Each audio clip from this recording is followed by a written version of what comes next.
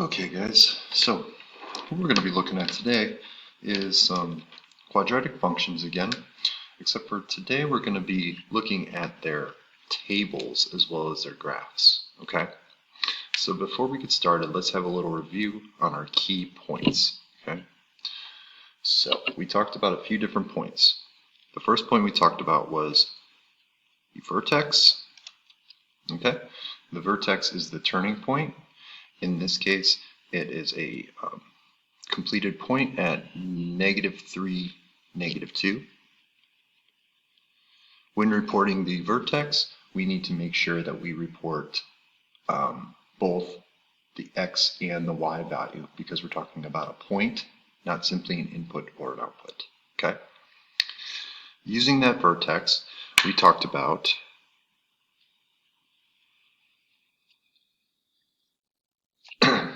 where the graph is its lowest, okay? Here we see this is our minimum, okay? If the graph was facing upwards, something like, oh, come on now, like this, instead of a minimum, we would call that a maximum because it has a highest point, okay? But the minimum is always found at your vertex, okay? And all you have to do is take your y value of your vertex, and that will give you your minimum, okay? Now, if we want to use the x value of our vertex, that's going to tell us where this graph splits in half. It tells us our, put this all the way over here, axis of symmetry.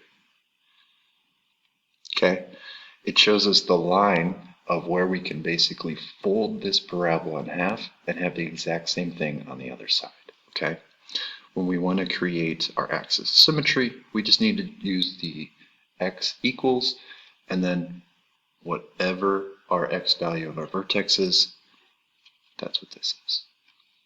Okay. The last point that we talked about was the y-intercept, and it's the only thing that we talked about that's not linked directly to the vertex, okay? That is right here, y-intercept. It basically occurs wherever your graph hits your vertical axis. So here you can see it hits at 1, 2, 3, 4, 5, 6, 7 on the y. Okay? So if you guys are still working on that K1, remember y-intercept and minimum are just one number. Okay? Your axis of symmetry needs to be x equals one number. And then your vertex is the only one where you have to report both the x and the y. Alright? Now, what you'll notice about this graph is it goes down and goes right back up. Okay?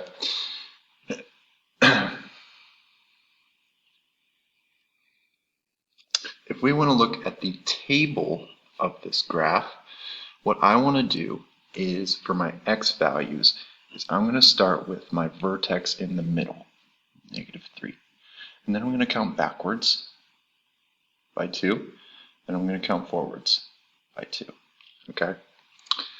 -5, -4, 3, -2, -1. Okay? For my vertex, I can already see that if I input -3, I get out -2, according to this graph. Okay? Now, what I'm going to do is I'm just going to figure out these ones this way. Okay? So over here we see at -2, I am at -1. And at -1, I am at a +2. Okay? Now, in order to figure out these other ones, I could go back to my graph and basically figure out what coordinates they're at. Or if I recognize the symmetry of this parabola, what I'll notice is a nice little pattern. Okay, so here, going away from the vertex, I start at -2 at the vertex, -1, 2 as I move away from the vertex. So if I'm going the other direction, moving away from the vertex, I actually move in the exact same speed. Okay? So going -2, -1, 2 in that direction as well. Okay? This is what you guys are going to be doing in the practice today.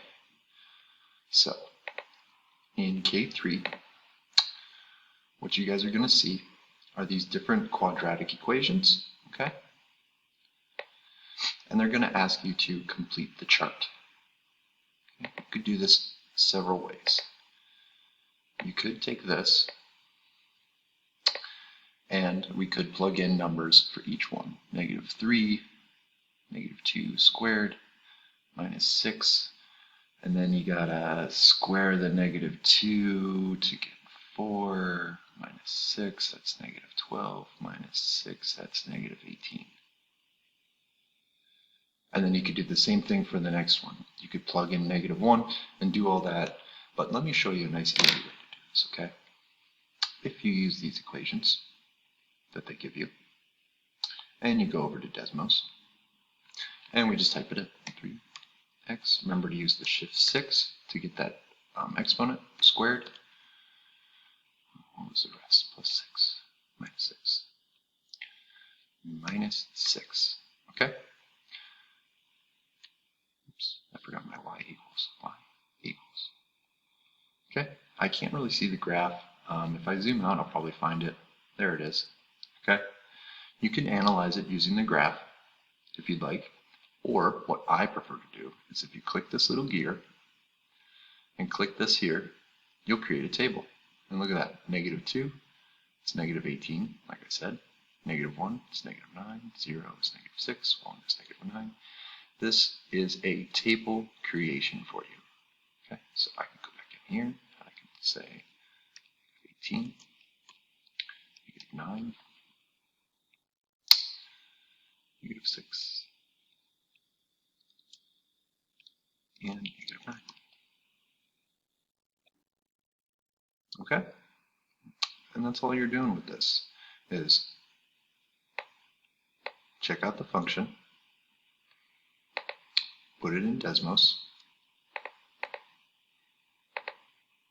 -2x squared, and then just convert it into a table. If it's asking you for numbers that you don't have, like in this case it's asking me for -3 and +3, you can always plug those in. -3 and +3. Okay? And that's it for this one. So as you do this, make sure you're going to Desmos, typing those in, and I would write them down on a separate piece of paper so you could report them right here. Okay? Alright guys, that's it for today.